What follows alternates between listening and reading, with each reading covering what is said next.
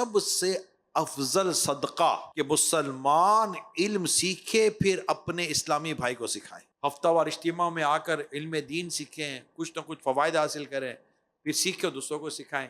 مدنی قافلوں میں سفر کریں، علم سیکھیں اور دوسروں کو سکھائیں۔ 15 نومبر سے 15 دسمبر ماہ مدنی قافلہ ہے الحمدللہ، اور انشاءاللہ تعالی امید ہے کہ کئی ٹرینیں کراچی سے سفر کریں گے انشاءاللہ۔ پورے ماہ کا، ایک ماہ کا مدنی قافلہ۔ کبھی زندگی میں کئیوں نے تو فجر نہیں پڑھی ہوتی، آج وہ خوش نصیب مدنی قافلے میں فجر میں اٹھانے کے لیے جا رہا ہے۔ یہ سب مدنی قافلوں میں سکھایا جائے گا۔ حضرت سیدنا ابو ہریرہ رضی اللہ تعالی عنہ سے روایت ہے، رسول اکرم نور مجسم صلی اللہ تعالی علیہ وآلہ وسلم فرمائے، سب سے افضل صدقہ کہ مسلمان علم سیکھے پھر اپنے اسلامی بھائی کو سکھائے۔ اور اس پہ دعوت اسلامی جتنا ہمیں موقع دے رہی ہے نا، تقریباً 50,000 ہیں مدرسۃ المدینہ بالغان، اسلامی بھائیوں کے کہہ رہا ہوں، بالغات کے الگ ہیں، بچوں کے الگ ہیں، اور ان میں ہم کہہ سکتے ہیں کہ بڑی تعداد وہی ہے جنہوں نے قرآن سیکھا ہے اور دوسروں کو سکھا رہے ہیں۔ ایک بڑی تعداد ہے جو نیکی کی دعوت دے رہی ہے، تبلیغ دین کر رہی ہے، درس دے رہی ہے، سیکھا اور سکھایا، اور یہ افضل صدقہ ہے۔ ہفتہ وار اجتماع میں آ کر علم دین سیکھیں، کچھ نہ کچھ فوائد حاصل کریں، پھر سیکھ کے دوسروں کو سکھائیں۔ مدنی قافلوں میں سفر کریں، علم سیکھیں اور دوسروں کو سکھائیں۔ مکتبۃ المدینہ کی کتابیں پڑھیں، علم سیکھیں اور دوسروں کو سکھائیں۔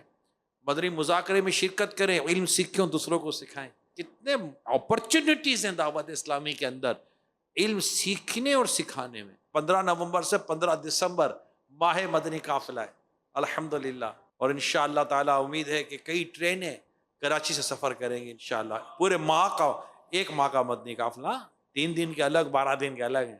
مدنی قافلوں میں سفر، اگر اس تحریک کو آپ لیتے ہیں اور اس تحریک کو اس کے انجام تک پہنچاتے ہیں تو ایک ایسا اسلامی بھائی جس کا مثال لیتے ہیں کہ جو ماہ مدنی قافلہ کی تیاری کر رہا ہے، ٹھیک ہے، نیکی کی دعوت سیکھتا ہے، مدنی قافلے کے فوائد کو سیکھتا ہے، مدنی قافلے کے فوائد کو سمجھتا ہے اور اس کے متعلق علم حاصل کرتا ہے، اور اس کے بعد وہ اس دعوت کو لے کر اپنے اسلامی بھائیوں سے ملاقات کرتا ہے، جو کچھ سیکھا ہے سکھاتا ہے کہ ماشاءاللہ مدنی قافلوں میں سفر کریں گے، سفر کی سنت اور آداب پر عمل کریں گے، راہ خدا میں خرچ کرنے کا بھی موقع ملے گا انشاءاللہ، راہ خدا میں کھانا کھائیں گے، سنت کے مطابق کھانا کھائیں گے، مسجد میں رہنے کی توفیق ملے گی، 5 نمازیں اللہ نے چاہا تو با جماعت ملیں گی، تہجد کی نماز پڑھنے کی سعادت ملے گی، اشراق چاش کے نوافل پڑھنے کی سعادت ملے گی۔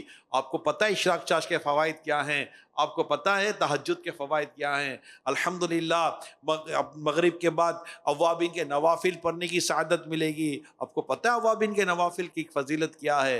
اوراد و وظائف کی سعادت ملے گی۔ پھر علم دین سیکھنے سکھانے کے ملیں گے، فرض علوم سیکھنے کا موقع ملے گا، پھر مسجد کے باہر جا کر نیکی کی دعوت دینے کا موقع ملے گا، اسلامی بھائیوں کو تیار کر کے مسجد میں لانے کا موقع ملے گا، ان کے ساتھ خیر خواہی کرنے کا موقع ملے گا، ان کو سنت اور آداب سکھانے کا موقع ملے گا۔